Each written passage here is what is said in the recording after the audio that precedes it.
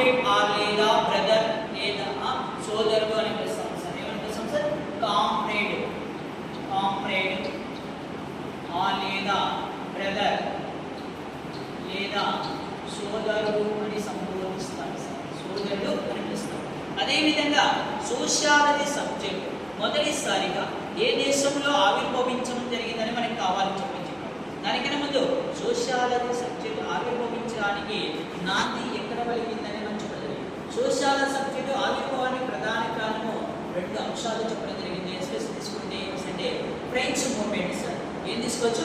French విప్లవం. French విప్లవం ఏ సంవత్సరంలో సంభవించడం జరిగింది సార్? 1789లో ఫ్రెంచ్ రెవల్యూషన్ సంభవించడం జరుగుతుంది. ఏం తీసుకుంటే ఫ్రెంచ్ రెవల్యూషన్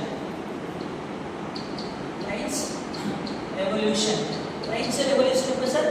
1789లో మనకు ఈ ఫ్రెంచ్ రెవల్యూషన్ ద్వారా మనకు ప్రపంచానికి వచ్చినటువంటి ప్రధానమైన అంశాలు తీసుకుంటే 3 అంశాలు గ్రహించాలని చెప్పుకుంటాము. ఎక్కువ తీసుకుంటే స్వేచ్ఛ, సమానత్వం, సౌభ్రాతత్వం అనే పదాలు మనకు ఏ రాజ్యం నుండి తీసుకున్నామని చెప్పడం జరుగుతుంది. ఫ్రెంచ్ కాన్స్టిట్యూషన్ నుండి తీసుకున్నట్టు మనం చెప్పడం జరుగుతుంది. మేజర్గా ఇది ఒక కారణం తీసుకోవచ్చు. దాని తర్వాత తీసుకున్నప్పుడు మరొక కారణం ఏం తీసుకోవచ్చు అంటే దీని తర్వాత తీసుకున్నప్పుడు మనకు ఇండస్ట్రియల్ రెవల్యూషన్ మనం తీసుకోవచ్చు. రెండవది ఏం చెప్పారు సార్? Industrial revolution. మళ్ళీ ఇండస్ట్రియల్ రెవల్యూషన్ ఎప్పుడు సంభవించడం జరిగింది సార్? Time period 1750 to 1850. ఇది కొత్త ప్రకారం తీసుకుంటే, కానీ ఓల్డ్ ప్రకారం తీసుకుంటే 1780 to 1820 తీసుకోవచ్చు. అంటే ఈ యొక్క పారిశ్రామిక విప్లవం, ఫ్రెంచ్ విప్లవం కూడా ఈ యొక్క సోషియాలజీ సబ్జెక్ట్ ఆవిర్భావానికి నాంది పలికినని చెప్పడం జరిగింది. ఈ విధంగా సోషియాలజీ సబ్జెక్టు అనేది మొదటిసారిగా ఏ దేశంలో ఆవిర్భవించడం జరిగిందని మనం చెప్పడం జరుగుతుందంటే అమెరికాలో ఆవిర్భవించడం జరిగింది సార్. ఎక్కడ సార్?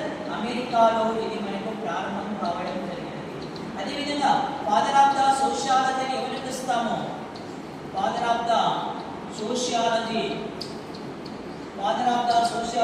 అంటే ఆగస్ట్